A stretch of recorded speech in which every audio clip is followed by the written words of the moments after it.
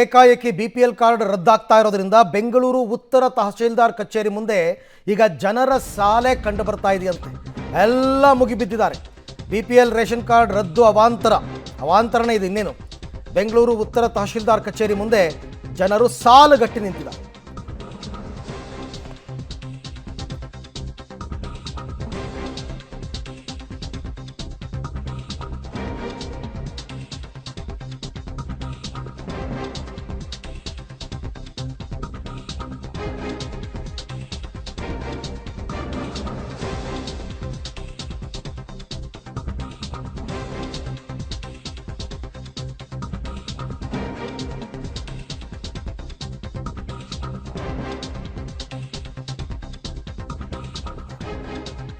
BPL ಇಂದ APLಗೆ card shift ಆಗಿದೆ, ನಮಗೆ ರೇಷನ್ ಸಿಗ್ತಾ ಇಲ್ಲ ಅಂತ ತಹಶೀಲ್ದಾರ್ ಕಚೇರಿ ಮುಂದೆ ಜನ ಕಣ್ಣೀರು ಇಡ್ತಾ ಇದ್ದಾರಂತೆ.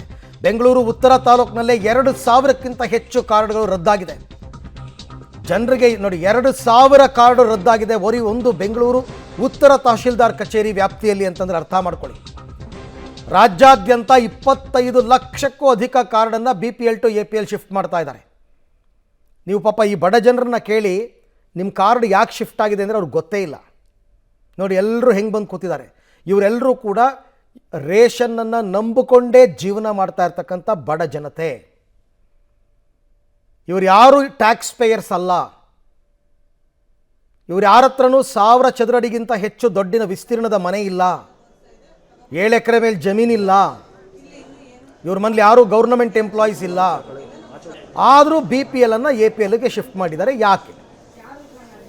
ಉತ್ತರ ಕೊಡಬೇಕಾದವ್ರು ಯಾರು? ತಹಶೀಲ್ದಾರ್ ಕೊಡ್ತಾರಾ, ಜಿಲ್ಲಾಧಿಕಾರಿಗಳು ಕೊಡ್ತಾರಾ, ಆಹಾರ ಇಲಾಖೆಯ ಅಧಿಕಾರಿಗಳು ಕೊಡ್ತಾರಾ, ಮಂತ್ರಿಗಳು ಕೊಡ್ತಾರಾ?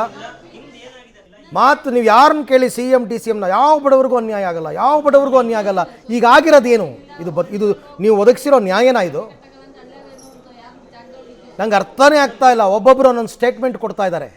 ನೋಡಿದ್ರೆ ದಿನಕ್ಕೆ 500,000 BPL ಕಾರ್ಡ್ಗಳ APL ಕನ್ವರ್ಟ್ ಆಗ್ತಾ ಇದೆ. ಯಾವ ಮಾನದಂಡವೂ ಇಲ್ಲ ಇದಕ್ಕೆ. ಈ ಬಗ್ಗೆ ಮತ್ತಷ್ಟು ಮಾಹಿತಿ ನನ್ನ ಕೊಲೀಗ್ ಲೋಕೇಶ್ ಅವರಿಂದ ಪಡ್ಕೊಳ್ಳೋಣ. ಲೋಕೇಶ್, ಜನರ ಬವಣೆಯನ್ನು ಕೇಳುವವರು ಯಾರು ಅಂತ ಪ್ರಶ್ನೆ ಇವಾಗ. ಈಗ ಇಲ್ಲೆಲ್ಲ ಸಾಲುಗಟ್ಟಿ ನಿಂತಿದಾರಲ್ಲ ಜನ, ಪಾಪ ತಮ್ಮ BPL ಕಾರ್ಡು APL ಆಗಿ ಕನ್ವರ್ಟ್ ಆಗಿರೋದು ಕಾರಣ ಏನು ಅಂತ ಗೊತ್ತಾ ಇವ್ರಿಗೆ? ಅರವಿಂದ್, ಇಲ್ಲಿ BPL ಇಂದ APLಗೆ ಶಿಫ್ಟ್ ಆಗಿರೋದಕ್ಕೆ ಕಾರಣ ಅವ್ರಿಗೆ ಗೊತ್ತಿದೆ, ಟ್ಯಾಕ್ಸ್ ಪೇಯರ್ ಅಂತ ಹೇಳಿದಾರಂತೆ. ಇಲ್ಲಿರುವಂಥವ್ರು ಎಲ್ಲರೂ ಕೂಡ ಪಾಪ ಬಂದಿರುವಂಥವ್ರು ನಾನು ಕೇಳಿದೆ ತಾವೇನು ಕೆಲಸ ಮಾಡ್ತೀರಂತ. ಅವ್ರು ಹೇಳಿದ್ರು ನಾನು ಮನೆ ಕೆಲಸ ಮಾಡ್ತೀನಿ ಮತ್ತು ನಾನು ಚಪ್ಪಲಿ ಹೊಲಿತೀನಿ. ನಾನು ಚಪ್ಪಲಿ ಹೊಲಿಯುವಂಥ ವ್ಯಕ್ತಿಯನ್ನು ಟ್ಯಾಕ್ಸ್ ಪೇಯರ್ ಅಂತೇಳಿ ಕಾರ್ಡ್ ರದ್ದು ಮಾಡಿದ್ದಾರೆ ಅಂತೇಳಿ ಹೇಳ್ತಾ ಇದ್ದಾರೆ. ಇವರು ಹ್ಯಾಂಡಿಕ್ಯಾಪ್ಟು, ಅಂಗವಿಕಲರು. ಕಳೆದ 2 ತಿಂಗಳಿಂದ ಕೂಡ ಇವರಿಗೆ ಅಕ್ಕಿ ಬರ್ತಾ ಇಲ್ಲ. ಗಮನಿಸ್ತಾ ಹೋಗ್ತಾ ಇದ್ರ ಪಾಪ. ಇವರು ಯಾಕೆ ಕಾರ್ಡ್ ರದ್ದು ಮಾಡಿದ್ರೆ ಅಂತ ಅವ್ರನ್ನೇ ಕೇಳ್ತೀನಿ. ಸರ್, ತಮಗೆ ಕಾರ್ಡ್ ಯಾಕೆ ರದ್ದು ಮಾಡಿದ್ರೆ, ಏನು ಕಾರಣ ಕೊಟ್ಟಿದ್ದಾರೆ? ಸರ್, ನಾನು ಬಂದು ಇಲ್ಲಿ ಕೇಳಿದೆ ಸರ್. ಇಲ್ಲಿ ಕೇಳಿದ್ದಕ್ಕೆ ಅವ್ರು ಬಂದು ಈ ಥರ ಕ್ಯಾನ್ಸಲ್ ಆಗಿದೆ ಅಂತಂದರು. ಏನು ಕಾರಣ ಅಂತ ಕೇಳಿದೆ. ನೀವು ಟ್ಯಾಕ್ಸ್ ಕಟ್ತಾ ಇದೆಯಾ ಅಂತ ಇದಾಗೈತೆ ಅಂತ. ಏನು ಕೆಲಸ ಮಾಡೋದು? ನಾನು ಬಂದು ಚಪ್ಪಲಿ ಅಂಗಡಿ ಸರ್ ಇಟ್ಟಿರೋದು. ಚಪ್ಪಲಿ ಅಂಗಡಿ ಇಟ್ಟಿರೋದು. ಟ್ಯಾಕ್ಸ್ ಕಟ್ಟೋ ಥರ ಬಂದು ನಾನು ಏನಿಲ್ಲ, ನನ್ನ ದುಡಿಮೆನೇ ಒಂದು ದಿವಸಕ್ಕೆ ಬಂದು 300 ರೂಪಾಯಿ 400 ರೂಪಾಯಿ. ಇದರಲ್ಲಿ ನಾನು ಏನು ಟ್ಯಾಕ್ಸ್ ಕಟ್ಟಲಿ? ಅವ್ರಿಗೆ ಟ್ಯಾಕ್ಸ್ ಕಟ್ಟಂಗಿದ್ರೆ ನಾನು ಯಾಕೆ ಬಂದು ಚಪ್ಪಲಿ ಅಂಗಡಿ ಹಂಗೆ ಕೆಲಸ ಮಾಡ್ತಿದ್ದೆ? ಇದು ಒಂದು ಕೇಸ್ ಆದರೆ ಮತ್ತೊಂದು ಕೇಸನ್ನು ಕೇಳ್ತೀನಿ. ಅರವಿಂದ್ ಅಮ್ಮ, ನಮಸ್ತೆ.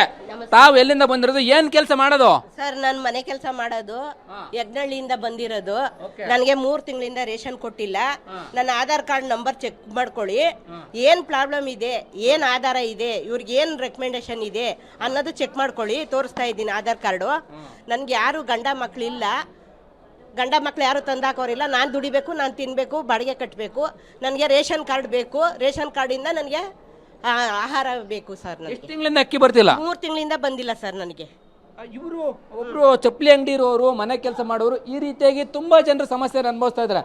ಅಮ್ಮ, ತಾವು ಯಾವ ಕಡೆಯಿಂದ ಬಂದಿರೋದು, ಏನ್ ಸಮಸ್ಯೆ, ಏನ್ ಹೇಳ್ತಾರೆ? ನಾವು ಪಿಣ್ಣೆ ದಾಸಳಾಗಿದ್ದು.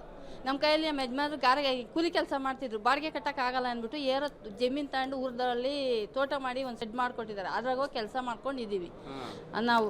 ಯಾರನ್ನು ಇಲ್ಲೇ ಬಂದು ಬೆಂಗಳೂರಲ್ಲೇ ನಾನು ಅಲ್ಲಿಂದ ರೇಷನ್ ಕಾರ್ಡ್ ಚೇಂಜ್ ಮಾಡಿಲ್ಲ. ಇವ್ರು ಯಾರು ಫೋನ್ ಮಾಡಿ. ಅರವಿಂದ್, ಇದು ಇಲ್ಲಿ ಸಮಸ್ಯೆ ಆಗ್ತಾ ಇರುವಂಥದ್ದು. ಕೂಲಿ ಕೆಲಸ ಮಾಡೋರು, ಮನೆ ಕೆಲಸ ಮಾಡೋರು, ಇಂಥವರ ಕಾರ್ಡ್ಗಳನ್ನ ರದ್ದು ಮಾಡಿರುವಂಥದ್ದು ಜನ ಸರ್ಕಾರಕ್ಕೆ ಶಾಪವನ್ನು ಆಗ್ತಾ ಇದ್ದಾರೆ. ಅರವಿಂದ್, ಓಕೆ, ಥ್ಯಾಂಕ್ ಯು ತಮ್ಮೆಲ್ಲ ಮಾಹಿತಿಗೆ ಲೋಕೇಶ್, ಧನ್ಯವಾದ. ಅಕ್ಕ ಏನ್ ಕಣ್ಣಿಲ್ವಾ ಸರ್ ನಮಗೋಸ್ಕರ ಬಡವ್ರಿಗೋಸ್ಕರ ನಮ್ಗೆ ಎಷ್ಟು BP ಶುಗರು ಟಯರ್ಡು ಅದಕ್ಕೆ ನಮ್ಗೆ ರೇಷನ್ ಕಾರ್ಡ್ ಬೇಕೇ ಬೇಕು ನಮ್ಗೆ ಅಕ್ಕಿ ಬೇಕೇ ಬೇಕು ನೀವೇ ಹೇಳಿ ಸರ್ 6,000 ಕೊಡ್ತಾರೆ ಬಾಡಿಗೆ 7,000 ಕಟ್ಟಬೇಕು ನನ್ನ ಮನೆ